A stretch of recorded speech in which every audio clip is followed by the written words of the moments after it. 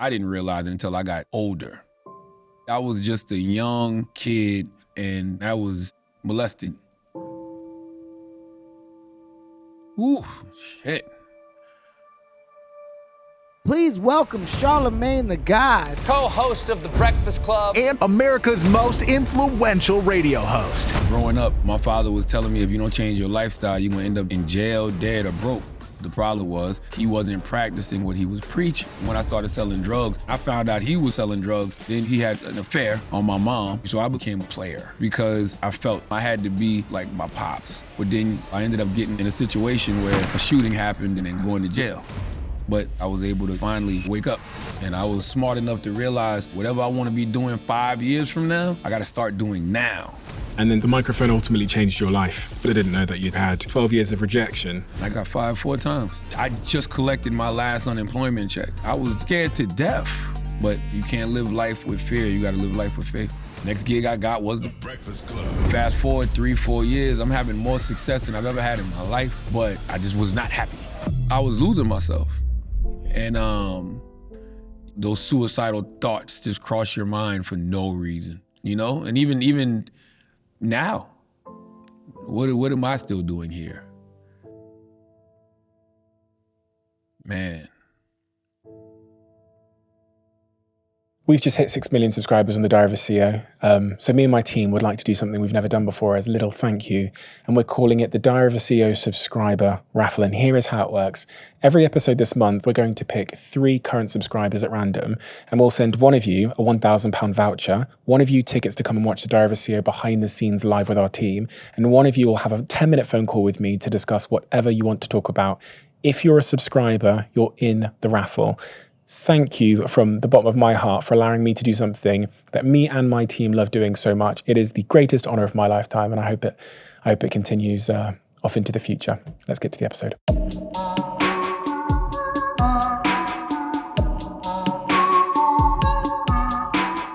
Get honest or die lying. Why did you choose those words? Why did you choose that title? It's a play on 50 Cent's Get Rich or Die Trying. You know, I'm always gonna have, you know, some ode to hip hop, you know, somewhere. Like my last book was Shook One, you know, that was paying homage to Mobb Deep. But also, you know, just talking about how I felt my whole life when I would get panic attacks, get anxiety attacks, and Get Honest or Die Lying. That's, you know, not just to play on 50 Cent's title. That's how I truly feel. It's like, yo, if you don't get honest with yourself, you're gonna die lying. Like, you know, I had I went to a spiritual retreat, you know, back in February, me and my wife, and like that's one of the things that came up for me, you know, that weekend at the retreat. One of the things that came up for me was stop lying to yourself and stop volunteering those lies to others.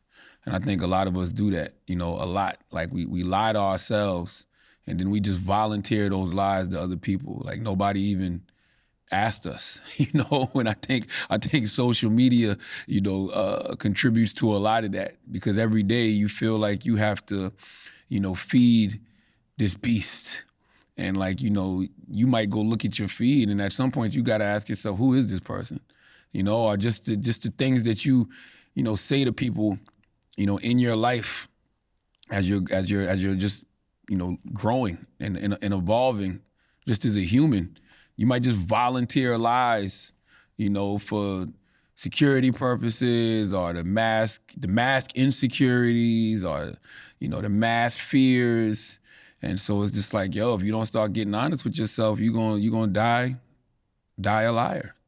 The truth and the lies start young for all of us. Absolutely. Especially if you look at the stats for black men, because they are much less likely to get to the point where they can get honest with themselves in their whole selves, their mental health, everything. When I read through your story, I met an individual that I never knew before. I've watched The Breakfast Club for years and years and years. I've probably watched it for a decade, I think, something like that. It's always been my connection with US culture, has been watching that show. And I watched the guy that was a bit of an antagonist to the guests coming on, but I never knew all of the other stuff. And you're one of the only black men that I encountered, especially in the United States, that has a big sort of public figure who has been so unbelievably honest about what it is to be a complete man and the complete human experience and your complete experience that starts very young. If I am trying to understand the man that sits before me right now, where do I have to start to truly understand? Oh, you definitely gotta start from the beginning. You gotta start from that single wide trailer, in Moncks Corner, South Carolina. Growing up as a young man, to a great father and a great mother. I say great, now in regards to my father because I understand him as a man. There was a period in my life, especially when I first started going to therapy, I didn't know if I even liked him as a person, because, you got to question yourself. You question things that he did to you growing up, I always said my dad raised me out of fear and not love. But the fear was just from the standpoint of he didn't want me to, make the same mistakes that he did. He didn't want to see me make the same mistakes that he saw a lot of people in our town making. Like, the one thing that he used to always instill in me was like, if you don't change your lifestyle, you're going to end up in jail, dead, or broke sitting under the tree. And I think that's what happens with kids a lot, right? Like kids, they end up mirroring, the parent. And I think sometimes when you see yourself, in your child, if you made a lot of mistakes and, you bumped your head a lot of times, man, that'll probably terrify you to see your child going down that same path. So for me, my journey would definitely have to start in Moncks Corner, South Carolina, in that single wide trailer on that dirt road. You grew up in a single trailer in a dirt road with a father that seemed to be pretty absent from what it says in your book. You talked about him raising you there, but it sounded like he very much also didn't raise you. No, he was absent in the sense of he had his own issues that he was dealing with, and I didn't find that out until, 2018 when I put out my second book, Shook One, Anxiety Playing Tricks on Me, where I really opened up about a lot of my anxiety and a lot of my depression and going to therapy. I'll never forget it. It was Thanksgiving, it was the week of Thanksgiving 2018, and I had a younger cousin.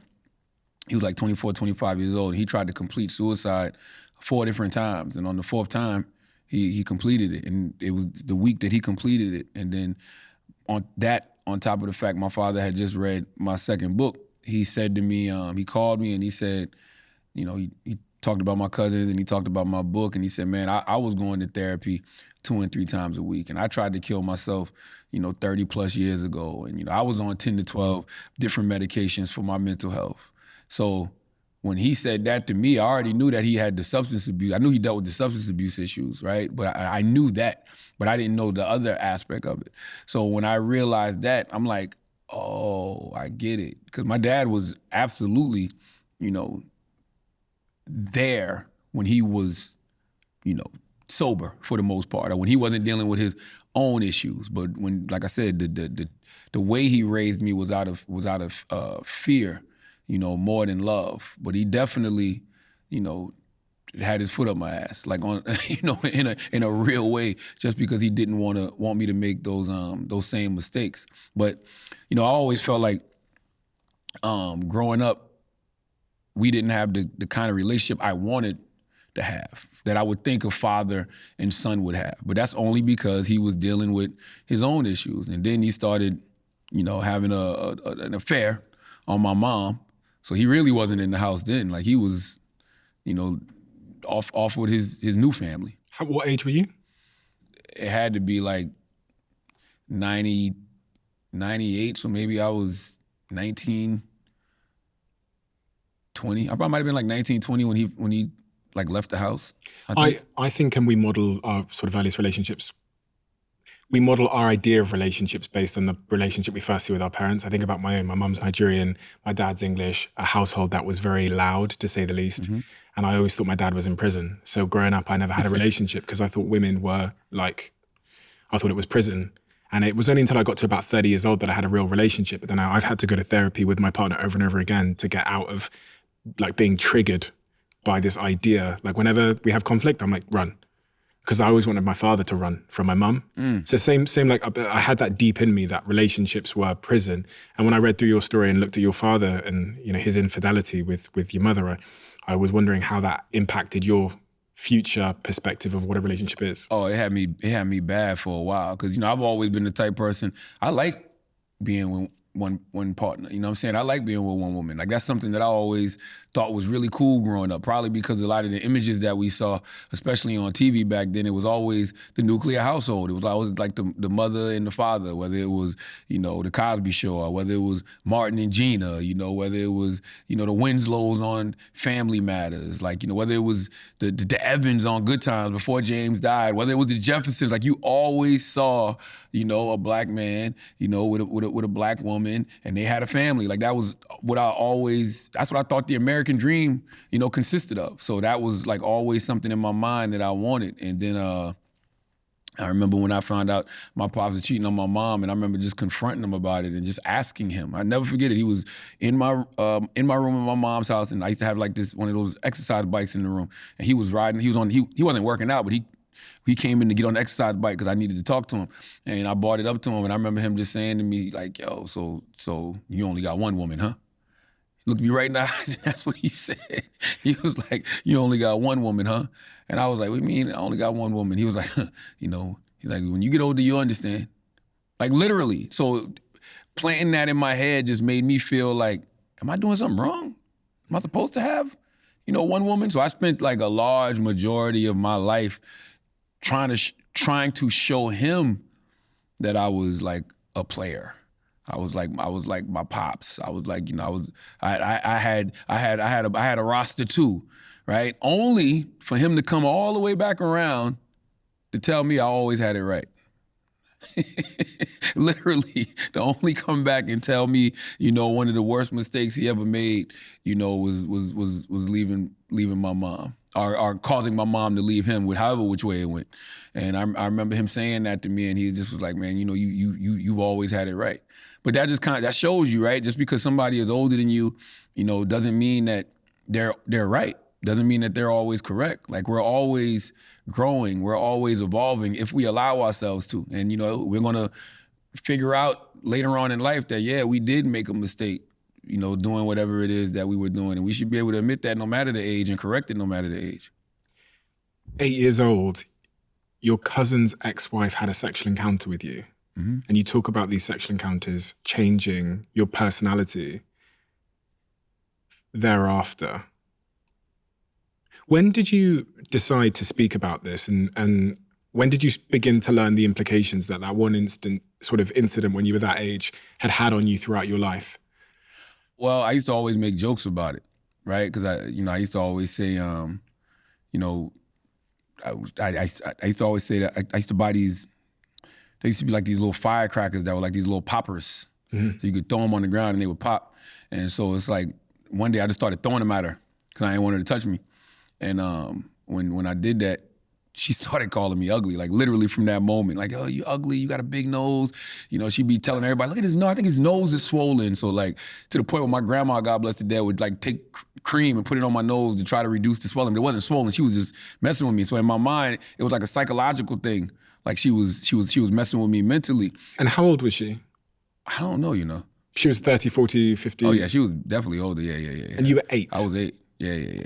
And I remember her, me telling people the reason I made her stop is because I didn't like the smell of her Jerry curl.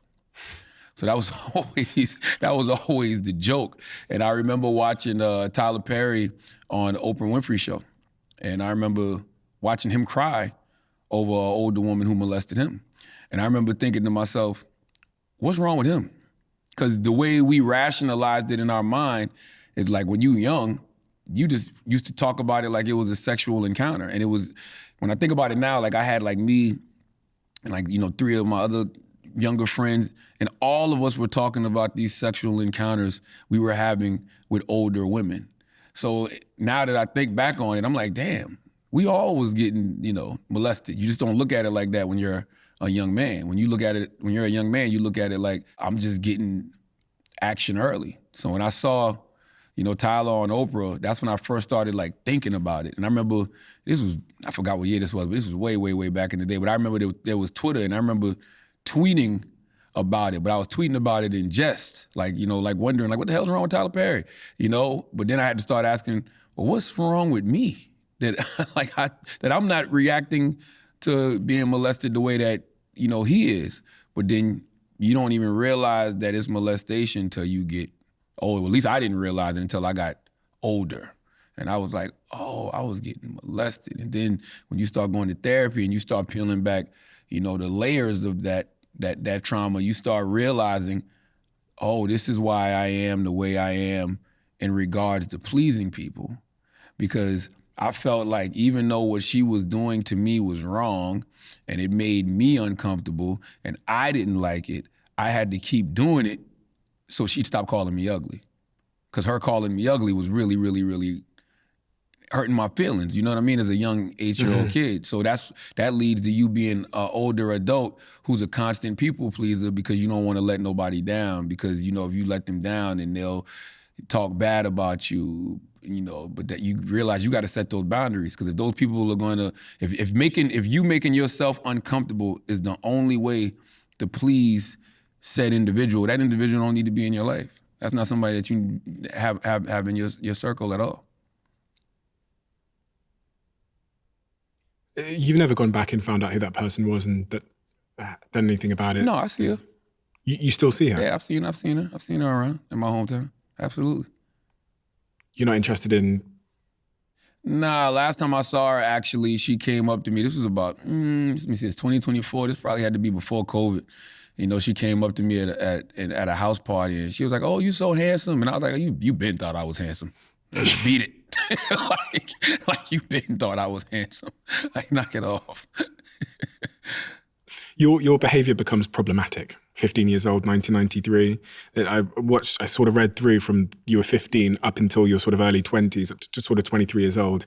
And there was quite a shocking pattern of behavior involving drugs and other things.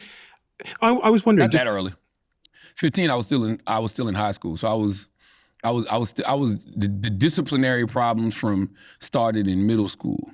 It started when I was in like 7th grade, and the disciplinary problem started just because, my older cousins were like what you would call, I guess, bullying me, right? Like I was wearing glasses and I had the fanny pack and I was in like what they had, they used to call it, the classes were broken down in letters. So it was like A and C were for like the smart students, right? So I was in like the A class, and there was only like 2 or 3 black people in the class.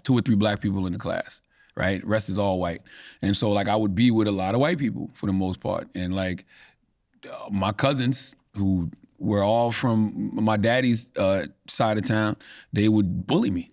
Like literally, like they would just beat up on me because I'd be with all the white kids. Because my dad is like was a really cool dude, like he was like the guy who always had like the small little sugar shack where you could come over there and get your alcohol and stuff like that. And, he used to hustle his drugs, stuff like that. People knew my pops. My pops was a cool dude. So they thought I was supposed to be like that. So being that I wasn't like that, they would bully me. And it just became one of those things where it was like, yo, if you can't beat them, join them. So it's like, yo, my glasses fell off my face, one too many times. And like that one time where they fell and they just broke for good, that's when I broke for good. And I was just like, you know what? If I can't beat them, join them. So I just started hanging with them. And like, in order to hang with them, I had to be, I guess, like worse than them to prove myself in a lot of ways. So that's when like the disruption really started in class. That's when the class clown, really started to happen. And that just evolved into me getting left back a couple of times. I think I went to summer school twice in 7th and 8th grade. Then I got left back in 9th grade. And that's when I actually had to stay back. And then by the time I got to 10th grade, I was getting kicked out of the school I was in, Berkeley High School, and they transferred me to Stratford High School where my mom taught, because they thought if I was at my mom's school, then I would act better. But most of my problems from that point on started to be in the street, more so than, in school. And so I ended up getting in a situation where I was with some of my homeboys, and a shooting happened, and we all ended up going to jail, and they actually came and arrested me from Stratford High School. And that's the last time I was in a high school. And you sat in jail for 3 months? No, it was like 45 days, something like that. Yeah. Your dad could have bailed you out? My dad could have bailed me out, but he wanted to teach me a lesson. Like, he wanted me to learn from my mistakes. So he let me sit in there for 45 days. And sadly, that wasn't, it was a wake-up call, but it wasn't the wake-up call. It was more like I woke up, but then I hit the snooze button. Slept for a little while longer before I finally got up. As a grown man, you can look back now and think that 15, 16-year-old kid, he needed something that he wasn't getting. He needed a bunch of things he just wasn't getting. Because you got kids now yourself, so you can, if you saw that behavior in your kid, you wouldn't say, I don't know, I'm putting words in your mouth here, but you probably wouldn't think, okay, they need to go to jail and sit in jail for a while. You'd probably look at it and go, there's something unmet there. Man, that's such an interesting question, because when I do think back on it, I say to myself, I didn't have to do none of that. Like, that's my mindset now. Like, I didn't have to do any of that. Like, my mother was an English teacher. She was a Jehovah's Witness. My grandmother was a Baptist. They absolutely taught me better. Like, I absolutely positively knew better. I had the example of my father. If my father had been probably more honest with me about his life and, the things he had went through and who he was, then I probably would have seen a lot of those obstacles coming. Because I got to the point, even when I started selling drugs, when I found out he was also selling drugs, you can't tell me not to do it. You can't be on some don't do as I do as I say type stuff. I remember us having that conversation, and he was like, well, this is my house, so you're not gonna be doing that in my house, like, because you making me hot. Right? like literally. And so I feel like, for me, I was just a young, impressionable kid who wanted what every single human being wants, and that's just simply security. And if you don't get security, from people, you will find a way to get it. So me, becoming that version of myself I was then, that was just literally for security. That was for survival. Like, I was just literally a kid that was tired of getting bullied. But, once you get down on that path, if nobody stops you, there will be things that stop you, like jail, or sadly, in some cases, death. But then it's too late. So I just always thank God that, even though I got caught up and I made those mistakes, I was able to, finally, wake up. I've sat with Busta Rhymes and Ashley Walters, and they talk a lot about their fathers, and they also talk about the absence of male role models, often for young black men, and how the impact of that. I've actually come up to learn the impact of that by having these conversations over and over with black men that didn't have a male role model in their life that could stop them from going down that path. And I don't think it's talked about enough. Because I've learned about it from Busta Rhymes and from Ashley Walters from Top Boy. And it's really made me think that there's something we need to think more of in society, especially for people that have sort of single parents or have an absent father or an emotionally absent father. I think we could save a lot of downstream consequences with mental health, crime, and all of those things if we thought more about the importance of male role models. Oh yeah, I mean, listen, I had a male role model in my father, but the problem with my father was he wasn't practicing what he was preaching. So, you have to be about actions. You can't just be about words and lip service. People have to see you and see that you're, a living, walking example of what it is that you're telling others. Like, I didn't even believe that men could be faithful to their women until I started seeing it from people that I actually knew. Like, and it's one thing for somebody to tell you they are, but like, let's just say, you're out and about at a television shoot, and you're out of town, right? And you and this person or these people are hanging around after the shoot, and their wife is nowhere in sight, and they got every opportunity to do the wrong thing, but they're like, nah, I'm going back to my room. You know what I'm saying? I love my, I'm gotta get home to my wife. Like, or nah. And then that's when you strike up conversations like, really? Like, and then like, nah, I'm faithful. You know what I'm saying? Like, literally, like, those are the conversations. Like, nah, I'm faithful. I don't get down like that. And you're like, oh, all right, that's respectful. So it's just like, actions speak way louder than words, man. And the thing I love about the era that we're in now, this is the first generation. We're the first generation of people that I feel like we have the luxury of healing. The people before us, our parents, I'm 45, my parents, they were just scratching and surviving. They were just trying to figure it out. They were just trying to make it. They were trying to keep some food on the table and a roof over their head. We are the first generation that has the luxury of actually healing. And I think that's a beautiful thing. So true. There's a lot of role models emerging now on the internet. You know, you think about like the Andrew Tates of the world and all of those conversations. And at the same time, what it is to be a man has become quite unclear in many respects, like gender roles. And there's a lot of, because of, you know, we're in the post-Me Too movement where a lot of inappropriate behavior was called out. And it's funny, a guy came up to me in the gym, Lifetime gym, just down the road from here in Brooklyn yesterday, came up to me, 25-year-old kid wearing a Barcelona shirt, tapped me on the shoulder, said, I love your podcast, I listen to it a lot. One question, he goes, I'm 25 years old. He goes, where do I find male role models? And I remember I was with Will in the gym and I just remember thinking that's so interesting because I'm getting that conversation over and over and over again. I think what he's actually saying is like, what is a man in 2014 and who do I model myself on? Because there is a lot of, you know, if you go on like Twitter, there's a crowd of people that are saying Lamborghini, 17 women, Rolex, loads of money. And I'm not necessarily sure that's a great example either. And then you look at the stats around suicidality amongst men. In the UK, where I'm from, the single biggest thing that has the chance of killing you is suicide. If you're over the age of 18 and under the age of 45 as a man, it's yourself. And I just think, put all this in context, this sort of like looking for role models, masculinity is really unclear. We've called out men. Do we need to call them back in? What matters? Have you got a young son? No, I got all girls. I got four girls, damn. Yeah, me and my wife got 4 daughters. I mean, I guess it just depends what you're trying to model.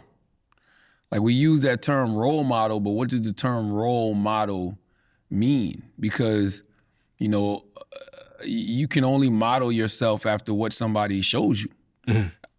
You can only model, you know, yourself off what somebody presents. So if you like that person's Lamborghini, if you like that Rolex, if you like the clothes that they got on, if you like their jewelry, then you're gonna say to yourself, okay, that's what I want. So that's what you're modeling. You're not necessarily modeling the man. You're modeling the man's things. Yeah. You know, you might as well be a mannequin. You might as well be looking up the mannequins.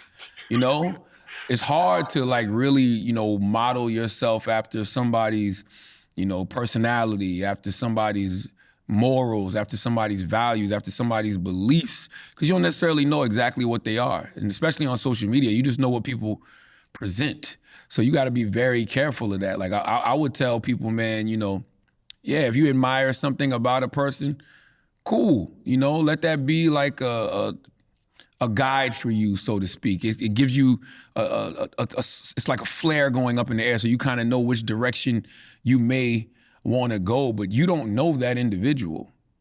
The only individual that you will ever truly know is you. What kind of man do you want to be? Are you trying to be with the therapy, with the work you've done, with your books, etc.? What kind of man are you trying to be? A good man. And what does that mean? Just somebody who is who they say they are. Like that's what I always tell people, and that's what I constantly tell myself. I want to be who I say I am. I want to be who, you know, if you see me saying something, if you see that I'm telling you that this is what I believe in, if I'm telling you this is my truth, I want you to know that that's exactly who I am. Like you're not gonna, you know, hear something in the future and be like, oh my God, this dude had a whole other life going on, and you know, he had this going on over here and that going on over here, and nobody ever knew about it. No, I'm a faithful husband.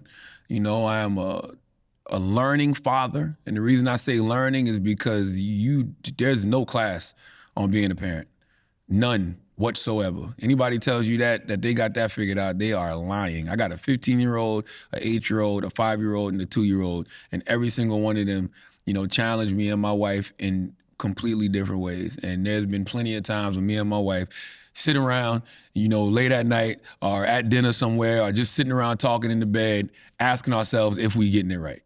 So like there's no, you know, blueprint or no manual on how to be that. But I just want to be, I want to be the adult that I feel like I needed when I was a child.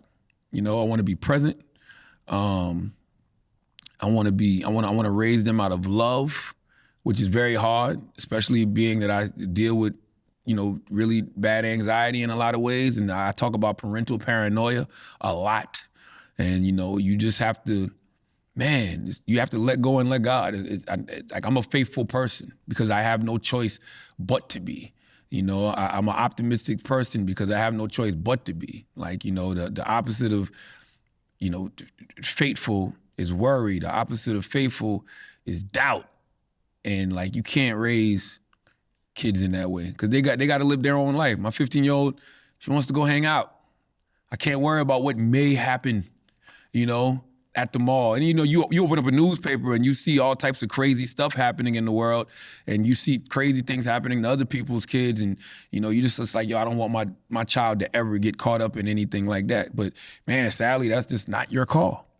And you just can't live life like that, man. You can't live life with fear. You got to live life with faith.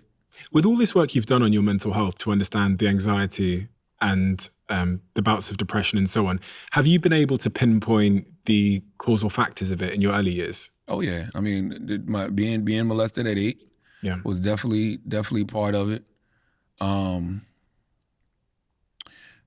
Definitely the bullying, early on. Definitely wanting my father to raise me out of love and not fear. One of the main things that I realized when I had one of my first breakthroughs in therapy was when I realized my dad used to discipline me for things he never taught me.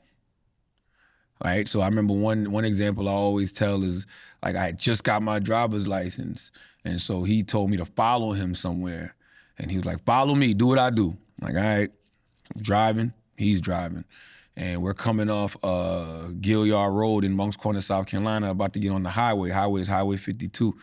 So we're driving, and we get to the stop sign, but he doesn't stop. He just drives onto the highway. So I drove onto the highway, and he pulls over to the side of the road. I pull over to the side of the road. What I didn't notice was, you're coming down the highway, you're driving. He drove maybe, I don't want to say a split second, but several seconds before a car was coming. And so I came right behind him, so the car had to swerve out of the way. I didn't even notice that. So he tells me to pull over. He pulls over, so I pull over. He gets out the car, he comes to the window, slaps the shit out of me, right? He's like, wake up. That's all he said. And I'm just sitting there I think about that now, but there's no teaching in that. Where was the teaching in that? I didn't even realize what I did wrong. You told me to do everything that you did. You literally said, do what I do. You ran the stop sign, so I ran the stop sign. And then once you slap the shit out of me, you don't even tell me what I did wrong. So that's why I said my father used to discipline me for things that he never even taught me. So I think that's where a lot of the insecurity and anxiety and, imposter syndrome, that's where a lot of that comes from, and the bouts of depression, that's probably just a chemical imbalance or something. Cause that's just, I constantly have to pump myself up. And I do that through prayer. I do that through, daily affirmations. I do that through just constantly telling myself I belong. And that's something I remember being young. My affirmation used to be, I love Jehovah God and his son, Jesus Christ. And I would say that 3 times. And then I would say, fuck Satan. And I would say that 3 times. And that is what used to get me okay, I'm ready. I'm ready for the day. I'm ready for whatever, the day is going to deliver me. So yeah, it's all of those things from my childhood contributed to those issues. At some point, it appears that you reached a sort of personal rock bottom in those sort of early 20s. And you made a decision that enough was enough. And I find that so interesting because I sit here with so many people who reach that moment where they look at their lives and they go, listen, look at what I'm doing with myself. And some of them carry on going and they're probably not around to sit in the chair. And then some of them hit that rock bottom moment and they go, I can't carry on doing this with my life. And they make a decision to take at least one footstep in some positive direction. And that starts to compound for them. Is that accurate? Is that an accurate description of what happened in your life? Because I learned early that everything my father was saying was true. So when my father was telling me, if you don't change your lifestyle, you're going to end up in jail, dead, or broke under the tree, I actually saw that starting to happen to not just myself, but people around me. So, I had my stint in jail, but then I had people around me that was going to jail for like 5 years. Like they were going to jail for actual prison sentences. And, I had people around me that were dying, that were actually, getting killed. And I saw like, people that I used to once look up to who were older than me sitting under the tree, literally doing nothing with their lives, like becoming that next generation of, people who just sit under the tree all day and drink or do drugs or whatever it is. So I saw that happening, and I was just one of those kids that was smart enough to realize, man, whatever I'm doing today will directly impact what happens in my life tomorrow. And that's been my mindset since I was, early 20 years old. Like whatever I want to be doing 5 years from now, I got to start doing now. Literally, that's always been my mindset. And so, when I finally got that break to find the internship in radio, like just being in that environment, being around that in 1998 as an intern, literally made me say, okay, this is what I want to do with my future. Before that, I didn't know what I wanted to do. I was going, speaking of male role models, like I had a Uncle Henry, he worked at UPS. I'm like, all right, maybe UPS is the move. I had one of my mother's cousins named Bruce. He was in the military. Okay, maybe being in the military is the move for me. Like I was just trying to figure out, what I was going to do with my adult life. And, I started working a bunch of odd jobs. I did telemarketing. I worked at a clothing store called Demo in the mall. I worked at a warehouse called Industrial Acoustics. I worked at a flower garden. I worked at Taco Bell for a couple of weeks because my sister was the manager there. I was just trying to figure things out. And at one point in my life, I worked at Demo in the mall with my now wife. I worked at the telemarketing place, and I had stumbled upon an internship probably like a year prior, which was at the radio station in 1998. And then around 1999, I actually started being on the air. And once I started being on the air, it just started to let me see what the future could potentially look like. Up until that point, did you have high hopes for yourself and your future? Were you ambitious? because I thought I was going to be a rapper. Because, most young black men, from the hood, in the late 90s are from the rural area that I was from in Moncks Corner, South Carolina.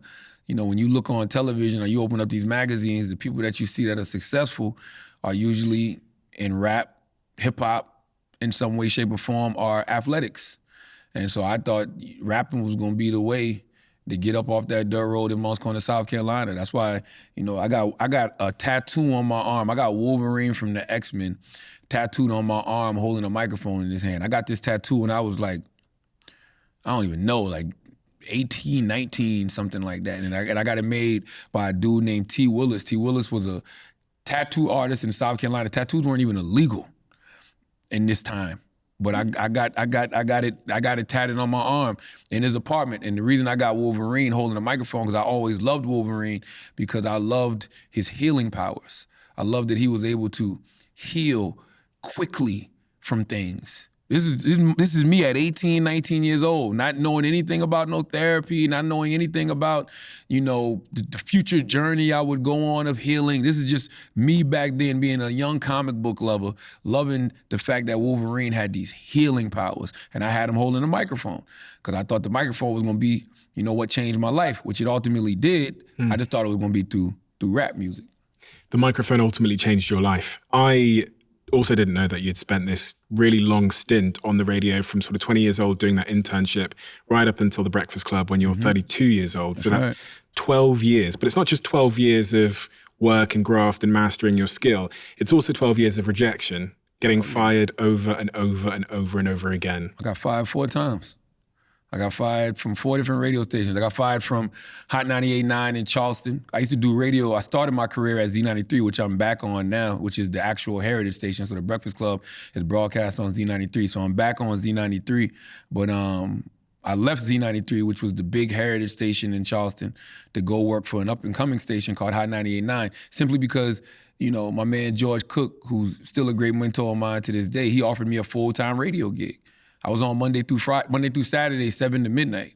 I had to take that, making $19,000 a year or something like that. But that felt so good back then because I was able to show my mom a contract and say, look, I'm making a salary I'm making $19,000 a year, right? Like that just felt good to say that I had a job that I had to be to, every day. And not just a job that that she knew about because she would hear me on the radio. What did your father think? Oh, he loved it. Like that was, even when I was on Z93, that was a big deal because Z93 was the heritage station. Like that was the station in Charleston. So that was a big deal for him. Was he surprised? Having Having shared a jail cell with you at one point, seeing your delinquency through that period of your life, was he surprised? And you know what's interesting? I've never had those conversations with him. Even to this day. Like I've never had like that conversation with him. Like, nah, like, he might tell me he's proud of me, stuff like that, but we've never had like an in-depth conversation. Like me and my mom have had like those in-depth conversations. Like my mom has told me things like, you've accomplished more than, anybody in the family ever thought about accomplishing. Or she'll show me like the taxes my great-grandfather, her father, was it her father? Yeah, her father, so my grandfather, she would show me like the taxes that he would have to pay on their land. So like just to put things in perspective, for me. Yeah. And like she's like I share things with her. Like I share with her how much I'm making or how much I made doing something. I share things like that with her. And she's very always supportive and lets me know like she's proud of me. I remember she gave me the best advice a long time ago. She told me, just be happy you're making a living. Straight up. Survival generation. But the way she said it was basically saying, this is how you stay humble. She was like, just be happy that you're able to make a living. And she's right. Because you know how hard it is for some people to make a living? Like seriously, it's hard for some people just to be able to afford some wings from the grocery store. Like it's hard for people can't afford daycare. Like things like just little small, simple, everyday things that you and I may be able to just take care of. There's a lot of people out here who can't. So you should very much be happy just to be making a living. So her telling me that puts a lot of things in perspective for me, and has kept a lot of things in perspective for me. But me and my pops have never really had those conversations.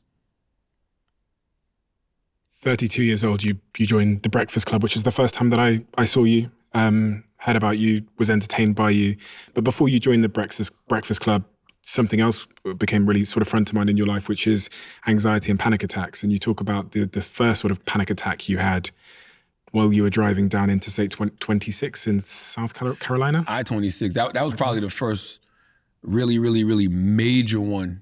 The first one I ever had was definitely in first grade. I'll never forget that. Memory Elementary School. I can't forget that to this day. Like my mom dropped me off first day of school, and I just could not calm down. I mean, bawling, tears, screaming, like I could not stop. And now when I think back on it, I'm like, oh, I was straight up having a panic attack. I remember the look in my mom's face, like, what is wrong with, like, what's going on? But the one I had then, that was after being fired for the 4th time from radio. I was back home living with my mom. Like you said, I think I was 31, 32. I don't remember how old I was, 31, 32. My daughter was like 1 or 2. My now wife was back living at home with her parents in Moncks Corner, South Carolina. And I remember I was driving down I-26, going to Orangeburg to go see Little Duval at a comedy show. He was at a comedy show in Orangeburg. I forgot what school it was. And I just remember feeling that feeling that I've always felt my whole life. Heart beating crazy fast, mouth getting dry, palms sweaty, feeling lightheaded, dizzy, had to pull over, get some water, take a few deep breaths, and just told myself, like, look, man, I'm gonna go to the doctor yet again, because I always would check myself in the emergency room whenever I would have those kind of panic attacks, because I always felt like I was having a heart attack. And so I went to the doctor, and the doctor was like, nah, your heart is fine. You got an athlete's heart. And then he was like, he said to me, yo, you deal with anxiety? I was like, anxiety? What do you mean, do I deal with anxiety? And he was like, the symptoms you're describing sound like a panic attack. He said, have you had these before? And I'm like, yeah. And he was like, are you stressed out about anything? And I'm like, hell yeah. Like, And so he was like, yeah, it sounds like, that's anxiety, And then he was telling me some breathing exercises I could do to possibly deal with it. And then in my mind, after he said, "Are you stressed out about anything?" the first thing I thought to myself was, all I gotta do is get another job and everything will be A-okay. I just gotta get out my mom's house, get my family back in position, and everything will be okay. Next gig I got was The Breakfast Club. And so you fast forward 3-4 years, I'm having more success than I've ever had in my life. I'm making more money than I've ever made in my life. Everything is going great, but nothing's changed. I'm still having the panic attacks, probably even more so now. I'm still dealing with bouts of depression, and I can't figure out why. I just was not happy. And so that's what finally made me decide to start, going to therapy. We started Breakfast Club in 2010. I think I started going to therapy around 2015, 2016. How bad did your depression get in those early years, those early 30s? Oh no, they got bad. I mean, it definitely got bad. It got bad to the point where like I was the guy who, I love to laugh, definitely love to laugh, love to joke, love to have a good time, but then like, yeah, those suicidal thoughts just cross your mind for no reason, like literally for absolutely no reason. Like it would. Now's a good time to end it all. Like just literally randomly. And you be like, what was that? And even now, sometimes it'll cross your mind. And it definitely crosses your mind a lot when you have, like I had a friend who committed suicide, her name was Jazz Waters, and it called her Jazz Fly. And me and her used to lean on each other a lot. Like she committed suicide during COVID. And her and I used to lean on each other a lot. Like I used to call her like my wartime general. Like, when it was like really time to, get busy and, really strategize some stuff, that's who I would pick up the phone and call. And we would always have these conversations about, therapy and, depression and anxiety and all of that. Deep conversations. I'm talking about, we'd spend Sundays, literally, I'd be in the backyard sometimes 3-4 hour phone conversations, right? Like, away from everybody, my wife, kids, everyone, just really having conversations. So, when she did it, I remember sitting in my backyard and I heard her voice in my head, and it was like she literally said to me, "You still here?" like you still there on Earth. And I got that like kind of just shook me to my core a little bit, right? And so it's just like I constantly not constantly, like constantly is a strong word, but yeah, those thoughts just cross your mind. I don't know if it's not because I actually want to do it or because I'm thinking about doing it, but because I've had people close to me do it, and because I had those thoughts when I was younger. Sometimes I don't know if it's the survivor's guilt maybe or survivor's remorse of it all that just makes you think about it. Like, what am I still doing here? But then I got a million reasons to still be here. So that immediately makes it go away. When you have a friend like that passes in such circumstances, it's a complex range of feelings. I sat here with someone who described that exact same thing to me, their best friend, who had said nothing to them, was always there. It was actually works on radio in the UK. Both of them worked on radio. Then his radio partner one day died by suicide, never said anything to anybody, appeared to be fine. And the complex set of emotions that he's left with, the regret, the feelings of what if I'd said something? Did I reach out? All of those kinds of things. Is there anything that I could have done? All of those feelings. What is that complex set of emotions that you... Man. Yeah, you can't do that to yourself.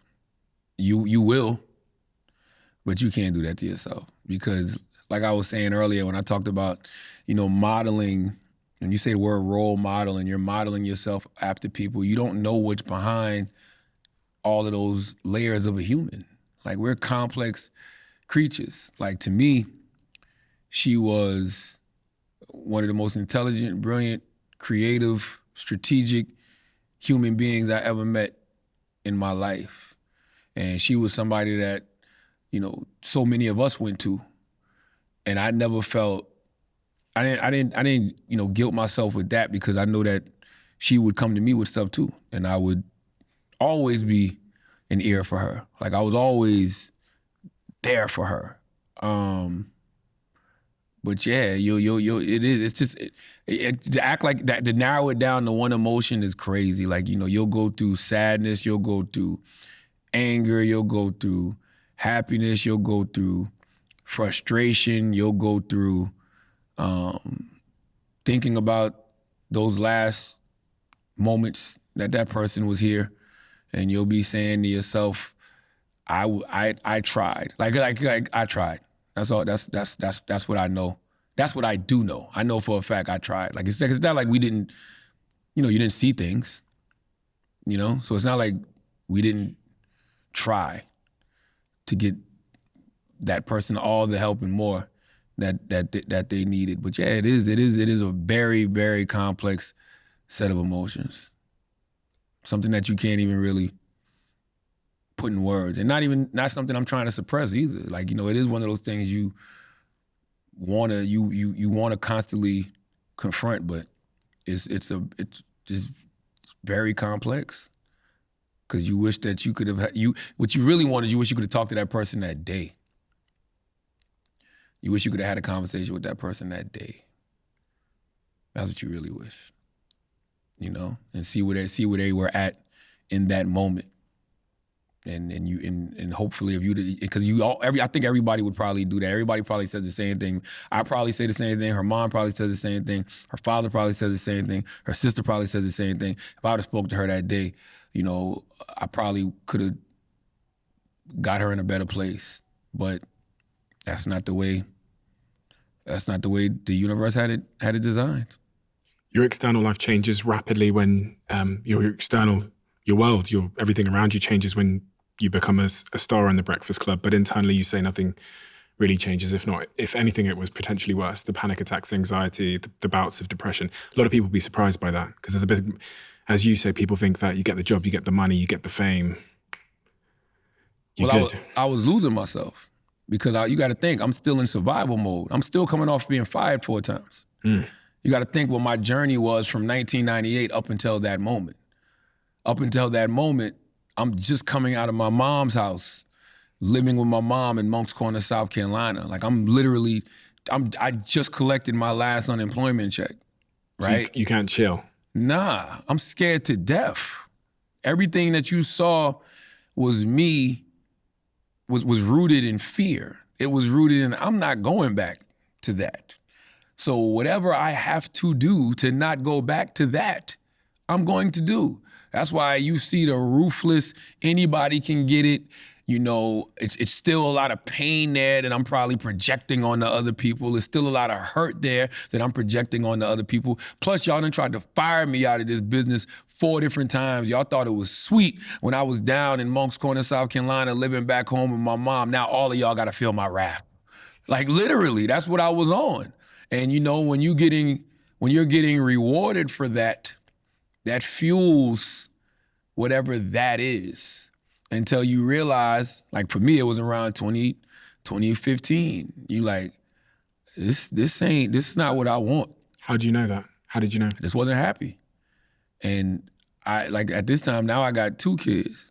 Like my oldest is like 7 at the time in 2015. And my newborn had just been born. And like I got married in 2014. So it's like, yo, am I really about to become my pops? Am I really about to become, this? Even though I love this man, I despise the way he, ended up, treating his family, us, treating my mom. And I'm like, yo, am I really gonna be that? Am I really gonna get caught up in this radio star, and I'm putting star in air quotes, lifestyle? Am I really gonna get caught up in the women? Am I really gonna get caught up in the drugs? Am I really gonna get caught up in the alcohol? Am I really gonna become a caricature of myself, this caricature that I created, to protect, this vulnerable, young man named Leonard, am I really gonna get caught up in that and completely lose myself? Am I gonna do that, or am I gonna, get back on the path that I know I'm supposed to be on? Am I gonna get back on that righteous path? Am I gonna do that? So I chose to go the righteous path. Sounds simple. Sounds like it was an epiphany one day, but I that's a man speaking in hindsight there. Mm-hmm. And I just want to, because there'll be a lot of people that are in that moment where they're looking at their life going, is this really who I'm going to be? Yeah, you're right. It's not simple because you'll constantly lie to yourself.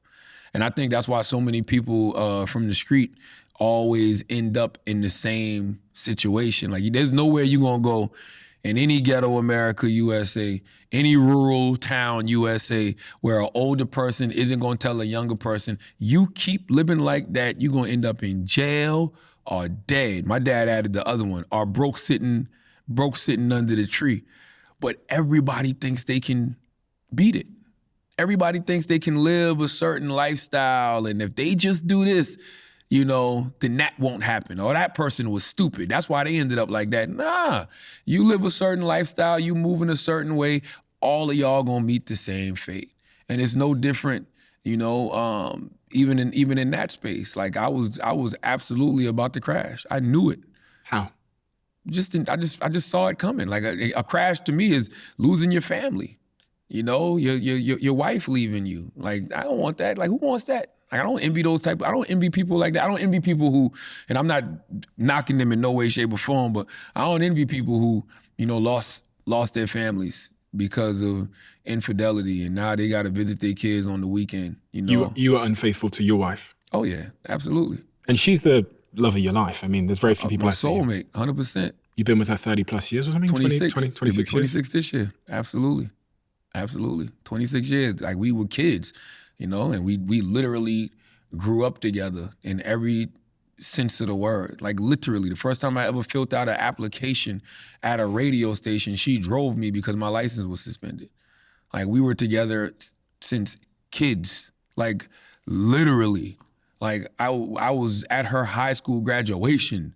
I was at her college graduation. You know what I mean? Like I said, the first time I ever filled that application at a radio station, she drove me. Like, she went to college in Columbia, South Carolina. I got a radio job in Columbia, South Carolina. I ended up getting a radio job in New York. She ends up getting a job in New York City. Like, our lives were just like that all the time. We couldn't escape each other if we tried. And to be honest with you, I would never want to, because that has been the one constant in my life. That has been my muse forever. That has been the person who's constantly made me want to be the best version of myself, even when I wasn't the best version of myself. Because when you ask God for certain things, He's going to give them to, He or she is going to give them to you. So when you tell God, like, this is what I want to be with this person for the rest of my life, or I'm looking for a soulmate, or I'm looking for, my Hope Brady, or I'm looking for my, Claire Huxtable, like, He's going to give you that. But are you going to be prepared for it when you get it? Same thing with any type of success. Yeah, God, He or she may give you that, but are you prepared for it? I think that a lot of us are, a lot of us get things that we're really not prepared for. And when we get those things we're not prepared for, we don't hold on to them. You nearly lost it. I feel like I did. Absolutely.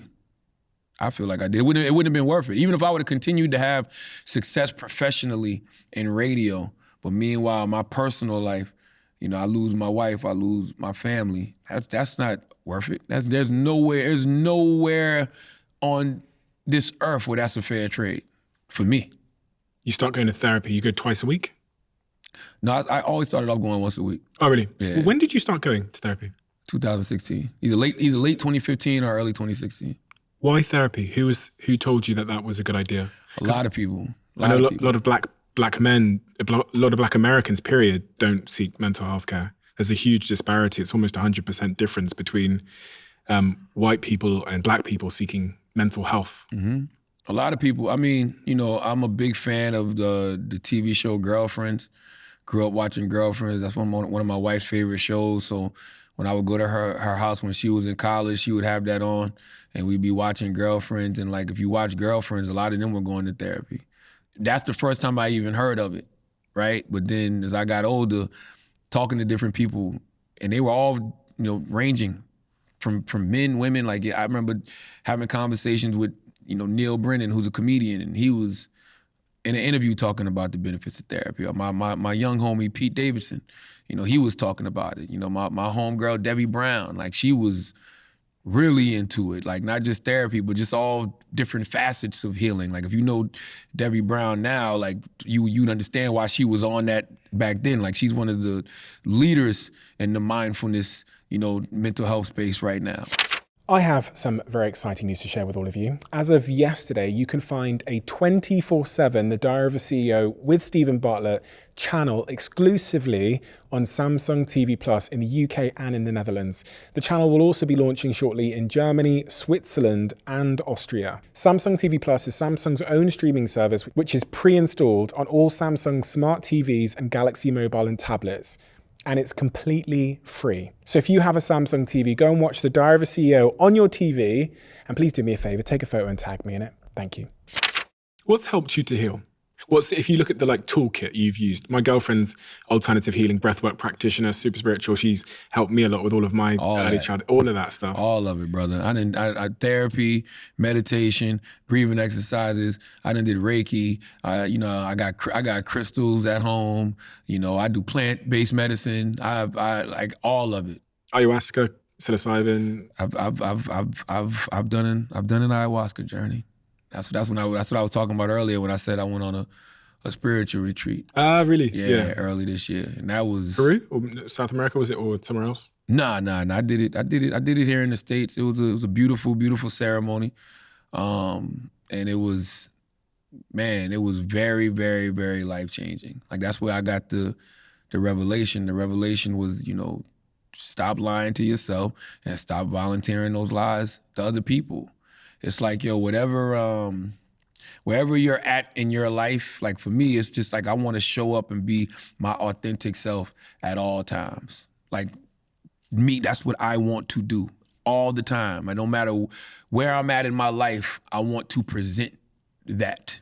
And being on that journey, it literally ripped away every single ounce of falsehood that existed. It just shattered it. Like, that gotta go. Like, I watched it in my mind, like, go up in flames. Like literally. What's the cost if we live with those falsehoods and those lies? Depression, probably constant anxiety, a whole lot of insecurities, a whole lot of imposter syndrome, because, I'm from the country, so I believe in simple sayings like God can't bless who you pretend to be. And I think that constantly we gotta constantly check ourselves and make sure we're always showing up as who we are, and we're not pretending to be, some version of ourselves. That's why you read Get Honest or Die Lying, I talk so much about social media in the book, because I'm watching so many people lose themselves to social media. Like, I'm talking about intelligent, well-educated, well-read academics are literally losing their selves to social media. You can have conversations with them and you realize, like, all of their talking points are coming from social media.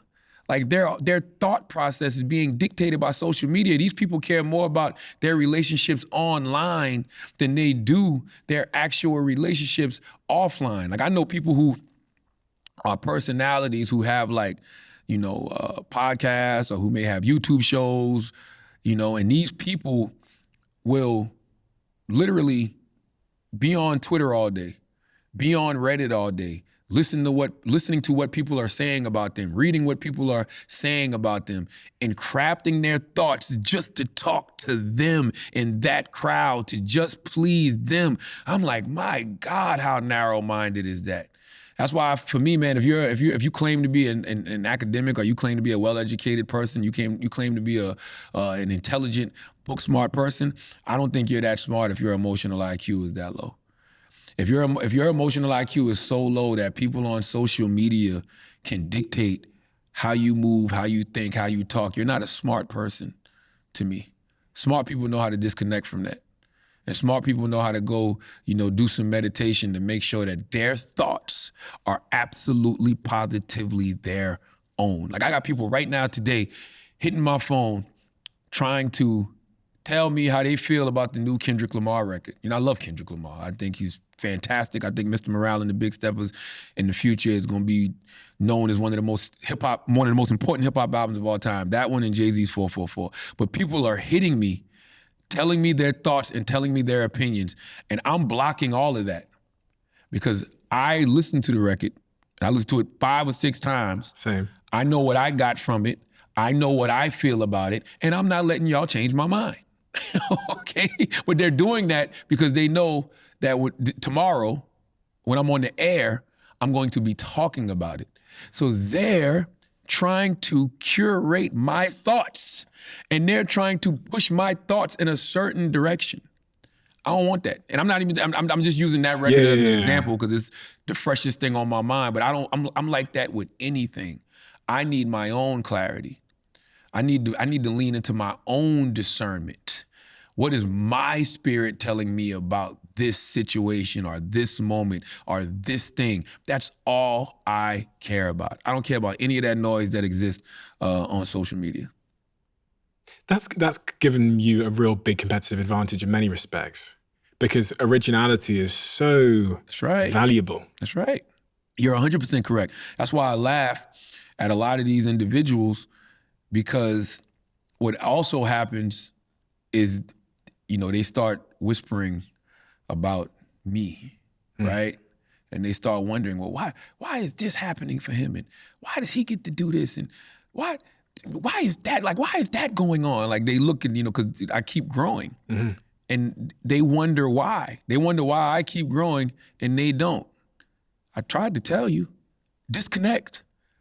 How are you going to grow when you're not even watering your own garden? Because if you're getting on social media and you're reading what they're saying about you and you're catering all your thoughts and all your talking points to appease those people, you're not watering your garden. You're literally trying to water somebody else's. So as you're watering somebody else's, that continues to grow and that continues to get louder and louder and louder. But meanwhile, you just stagnant. It's scary though. It's scary to ignore and then to show up as yourself in a world where we're rewarding conformity with the likes, the claps, okay, you won't be canceled because you fit in. It's when you say, oh, I'm going to disconnect, I'm going to be myself, I'm going to be authentic. I go, Jesus Christ, that is it. Man, I get attacked all the time for thoughts, for opinions, because I don't go along with the mob. And I'm not a contrarian in any way, shape, or form.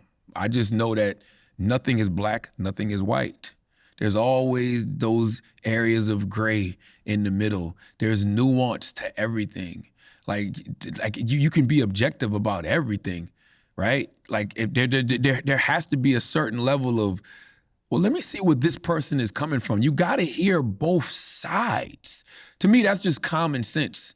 And I feel like the only way to get the real truth about anything is if you see where both sides are coming from. I can't just dismiss you as wrong because you have a different opinion than mine or you feel differently than mine. I got to hear where you're coming from first. There's no political party called nuance. And we're in an election year. I know this as well. I think if I wanted to go viral, I just got to do a hot take for either side because there's algorithms for that. There's a group of people that are going to pick that up and retweet it and send it. But the people in the middle, and we're going into this election year now where as I've heard you say, there's really no great choices. Yeah. But on that point you just said about being able to see the other side, what do you think about Trump?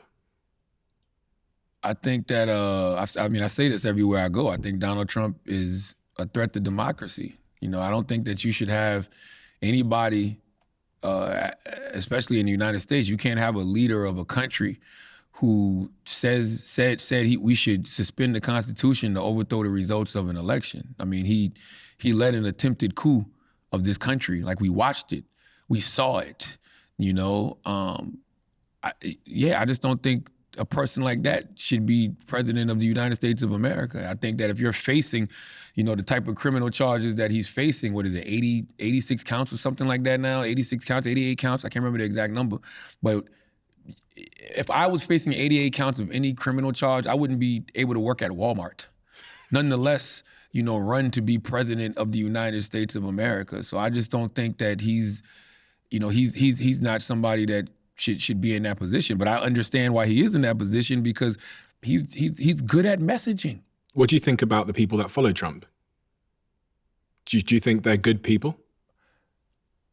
Some of them. That was even that is a very broad question, right? When you say, what do you think about the people that follow Trump? Those people aren't monolithic. Yeah. All of those people, those 70+ million people who voted for Trump, a lot of them voted for Donald Trump for a lot of different reasons. I have actual friends who will remain nameless, who I know voted for Donald Trump, and I know they're great people. And they didn't vote. They're black. They're also black too, and they're not black conservatives. They're not in any way, shape, or form. They are black, like pro-black individuals, and like that's what I mean when I say having conversations with people, because you get to see why people do, different things. I know why that person told me they voted for Donald Trump back in 2016.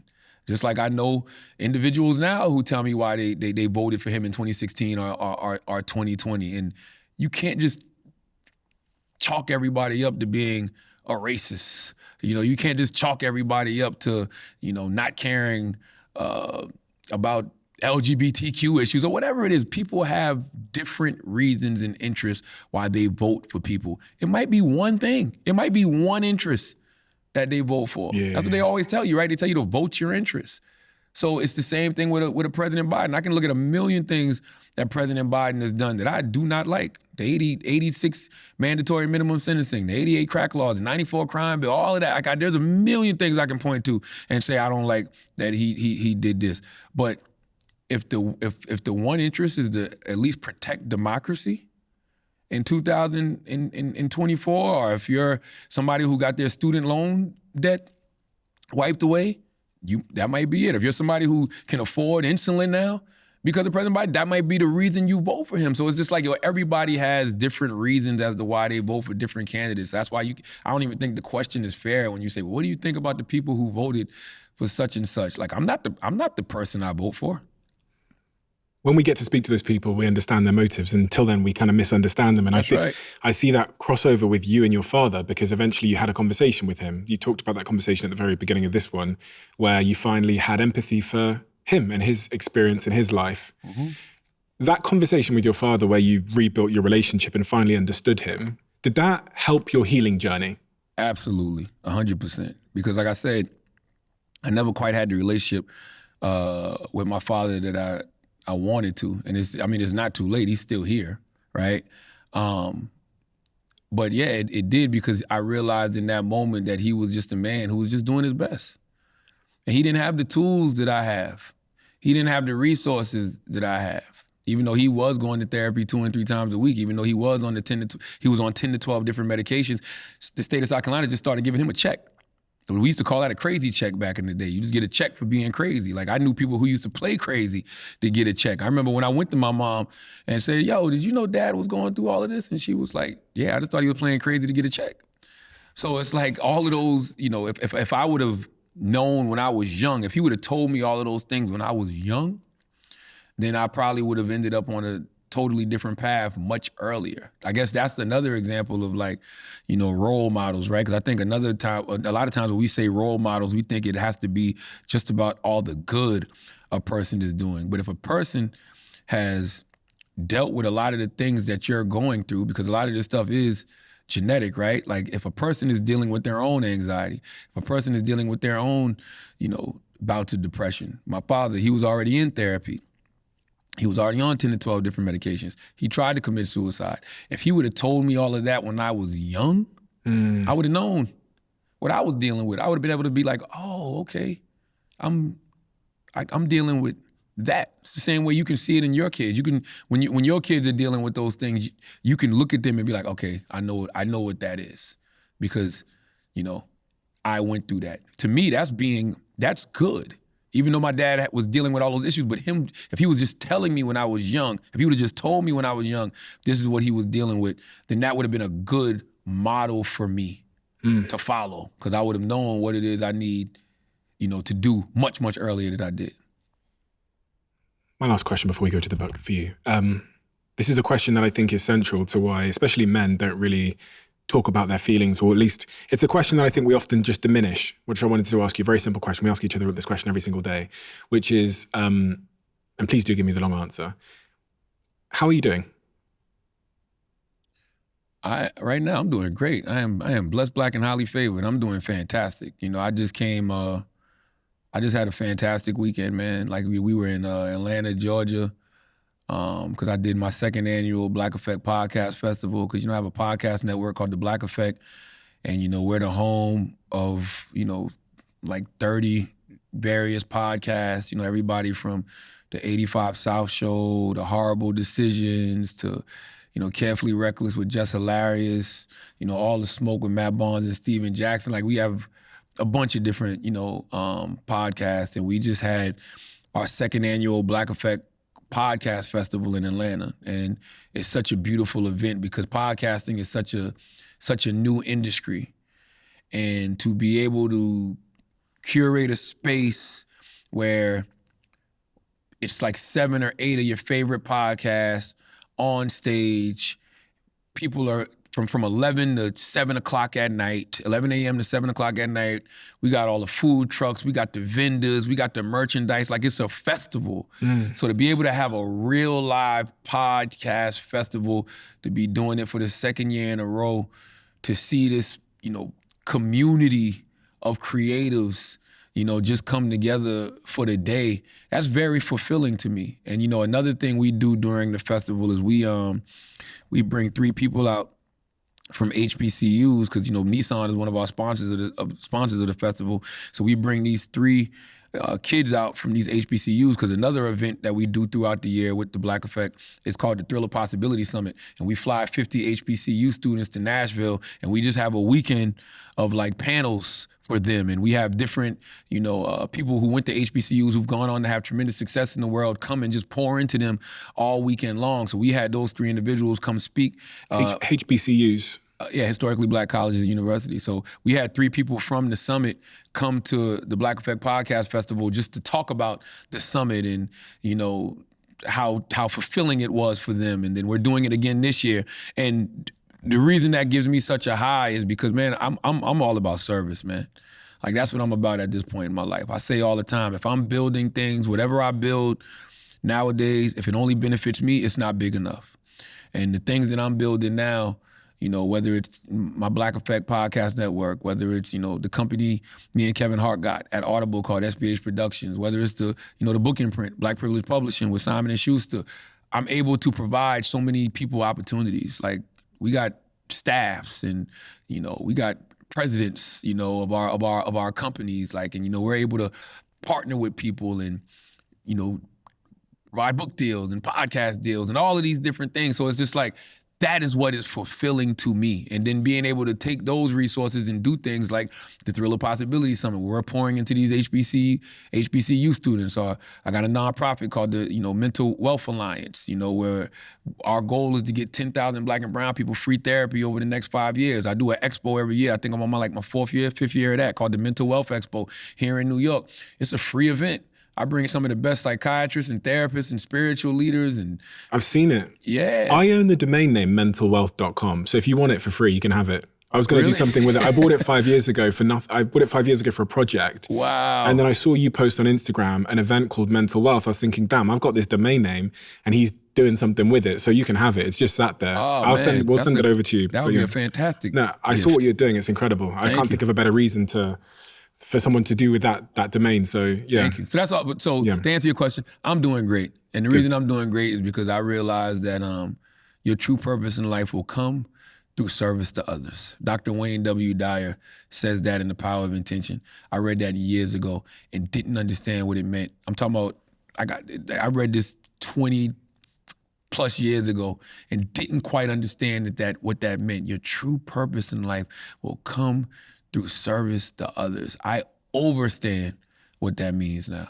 That's not the way culture's gone. Culture's become less religious, less community, more about yourself, your own goals, your own individual being, less about others, less about a higher power. And it's so interesting because as I've had these conversations over the years, I was religious until I was 18 years old. My mum's religious. I was baptized, raised in a Christian household, and I lost that religion. And with that, you lose the church. And then social media made me more individualistic, get the Lambo. I was this broke kid, dropped out of university, trying to get the Range Rover Sport and the mansion. I got those things, the anticlimax, something's missing, going in search of more. And I've almost found myself right back at the beginning again going, I said it yesterday, I was like, damn, I wish I was still religious. But what I'm searching for is what you've said. I'm searching for service in my life. Yeah, because listen, I grew up broke. So when you grow up broke, I grew up broke, but I grew up watching my grandma, even if, we didn't have much, she always knew how to whip up a lot of food. Yeah. And so whoever was in the yard could come to my grandma's house and eat. Same thing with my pops. My pops was the guy who they all like frying fish. You here, you gonna eat, Hey, we got drinks, you gonna drink. So to me, that was service. That was early versions of service. So I've always, known that, you gotta give to receive. Like that's just how I grew up. So being that I never had much, growing up, I just always felt like that was the way for me to show up for people, like do something for them. And now that I got, a lot of resources, that's just amplified, Like I used to look at people that would put philanthropists in their bio and be like, what all you doing is giving money. Like, what does that even mean? But now you like, I understand. I get it. When you can go to your mother's alma mater, South Carolina State University, and say, I am starting a scholarship fund in my mother's name, the Ford Family Endowment Scholarship, and I'm going to donate this amount of money, a large amount of money, right? And you can look it up and see how much it was. I mean, by the way, it wasn't that large because Mr. Clyburn, who's a congressman here in South Carolina, I remember the day that we did it. We were both donating money to South Carolina State University because that's where his beautiful wife, Emily, went. She's from my hometown. He literally said to me, you should go first. And I was like, nah, you go first. And he was like, nah, you should go first. And I was like, nah, you should go first. And he was like, no, you go first. I'm like, all right. So I went first. They hold up my check. I said it was $250,000, right? Blessed. I'm happy to be able to receive that. To give that. Mr. Clyburn goes up. It was like 1.3 million. You know what I mean? He goes up and I was like, you were right. And I'd see why you wanted me to go first. But my point with all that is the fact that I'm able to do things like that. Yeah, man. That means the world to me. And that's literally what I just want to do for the rest of my life. I want to be able to provide opportunities to people. I want to be of service. That's it. That's all we're here for. It's selfish and selfless at the same time. And both of those things, because as you said, you said by giving you get so much. Yeah. And there's only so much you can get from a Lamborghini, right? And I've never wanted that in my life. And you know what's so crazy? I used to say that when I was broke. And when you say it when you're broke, you sound like a hater. Like you see a nice car and like, I don't want that. Well, you can't afford it. Yeah. You know how when you really mean that? When you can afford it and you still don't want it. I don't want it. What the hell am I going to do with a Lamborghini? What am I going to do with a Bentley? What am I going to do with a Phantom? Like, why does that need to be in my yard? Do you know what? I have to say, but we don't have, especially I grew up on rap videos. I grew up on 50 Cent on MTV and all that stuff. And that was modeled to me, and it's modeled to a lot of young black men as success. And it's so nice to hear people like you say, listen, in fact, you're doing yourself a disservice because some of those things are really bad use of your funds. Like, go and invest. A lot of other people have a dad at the table who's an investor and knows to put it into this investment fund or this investment fund. And I think some of our role models growing up said, okay, if you get that kind of money, you go spend it on champagne in a nightclub and something else which is going to make it go to zero. Yeah, most of that stuff is rented too. Like when you look at those rap videos, most of that stuff wasn't even theirs. So yeah, I've done that. I've gone to Miami and my partner E-Class, salute to E-Class. He's the founder and CEO of the Lickin' restaurant in Miami. He tossed me his keys to his big Benz back in the day, and I drive it around Miami. I'm cool. I get my fix. I don't need to have one of those at home. You know what I'm saying? I don't need it. Like that stuff does absolutely positively nothing for me in any way, shape, or form. We have a closing tradition on this podcast where the last guest leaves a question for the next guest, not knowing who they're going to be leaving it for. And the question that's been left for you in the Diary of a CEO is, what are you most afraid of feeling? Ooh, shit. Grief. The grief of death. 100%. 100%. The grief of death. That's the thing that, like, if I was an actor or an actress, I would never be an actress. Well, I mean, I guess I could be in 2024 if I wanted to be. But if I was an actor, that, like, if you know how when they tell you that you got to cry on cue, like, it's that. Like, that's the thing that I dismiss out of my mind, because it's just certain things. Like, I always say, the things you want to happen in your life, you constantly think about and you speak about. The things you don't want to happen in your life, you don't think about, you don't speak about. Your thoughts creep up on you, but when they do creep up on you, you just got to push them out. But definitely for me, man, it's that feeling of grief when somebody close to you passes. Like that is, man, I've had some, like, really traumatic things happen to people that I genuinely love. Like, you know, I haven't lost a parent. God bless. You know, knock on wood, I haven't lost a parent. I haven't lost a mate, you know, a wife, a significant. That hasn't happened to me, but I've had that happen to people who are very, very, very, very close to me. I haven't lost a child. God bless. You know, so yeah, people that have experienced that, I truly, truly, truly, truly, truly feel for them. And I know that we all will. I hope I don't. I hope my kids bury me. You know what I mean? I hope my wife buries me. But yeah, that's the feeling that I don't wanna feel. Even though I know I probably will at some point in life. A long time from now. But nah, you don't want to feel that. Thank you for so much. I think I can't imagine how many people's lives and relationships you've saved by making what many people would consider the brave and vulnerable decision to speak about your own struggles and to, as you've said, step into your own authenticity. That's what you do in this book, but that's what you've been doing long before you came here. You've been doing that for years now. And it had an impact on me. Imagine that. I'm thousands and thousands of miles away in my own room. I'm feeling anxiety for the first time in my life. And I see this man who I love watching. He's an entertainer.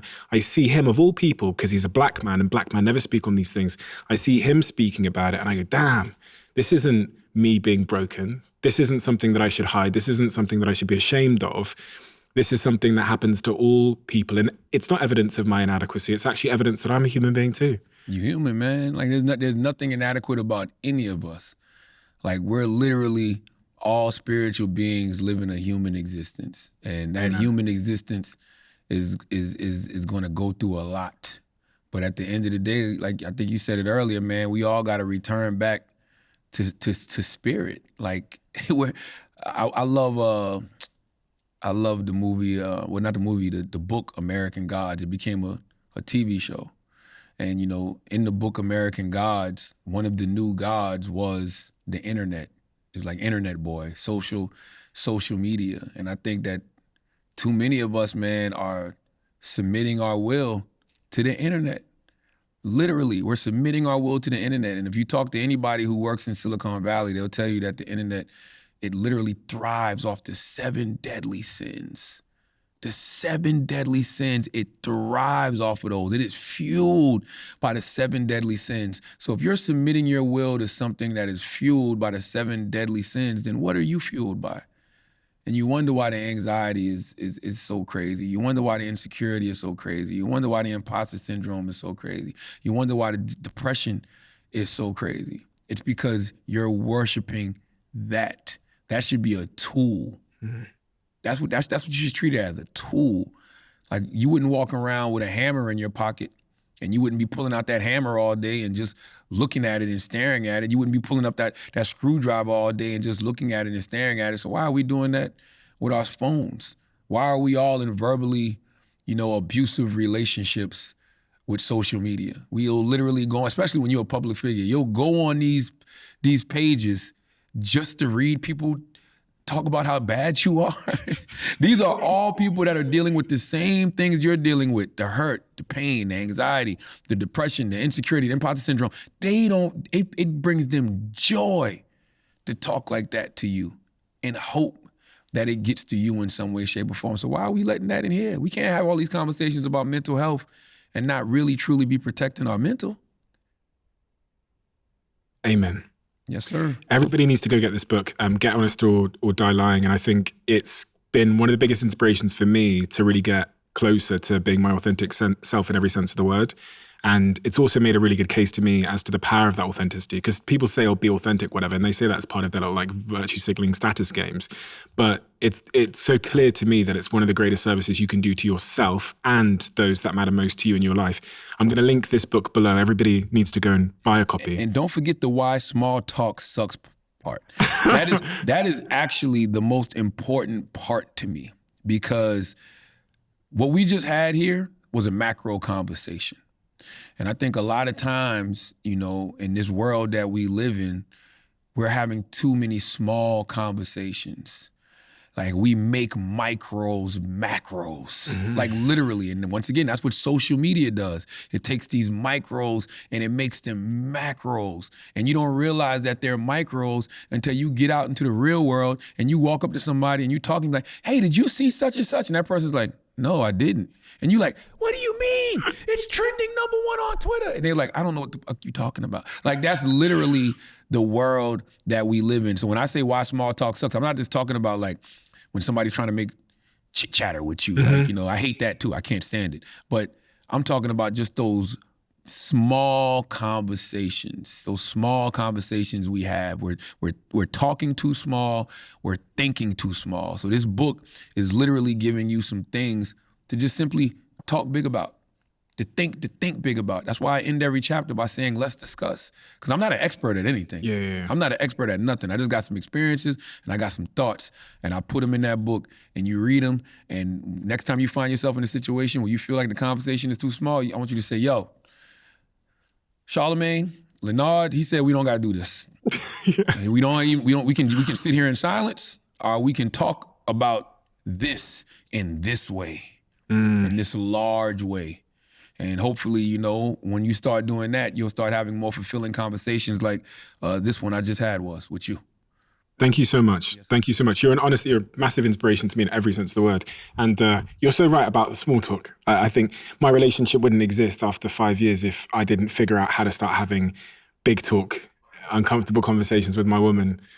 And that's changed my life. It's been me better inside my head. And it's saved the thing that I care about most in my life at the moment, which is my relationship with her. And a lot of men, they don't have the tools, they don't have the role models. And hopefully, you know, they can look to you and this book now as that guidance and that framework for how to model ourselves in such a way. I have to shout out your podcast as well, The Brilliant Idiots, because one of my favorites. I was watching the other day when you guys were talking about all the Drake, Kendrick, stuff like that, and he was doing the little white thing and saying about the it's just so hilarious, and it's the best combination of podcast hosts. Andrew Schultz is the best stand-up comedian in the business today. I think he is the best. I bought his pay-per-view for when he did the online thing. It was incredible. Oh, the Infamous? Yeah, absolutely. Thank you so much. Really, really appreciate it. Appreciate you, brother. Thank you.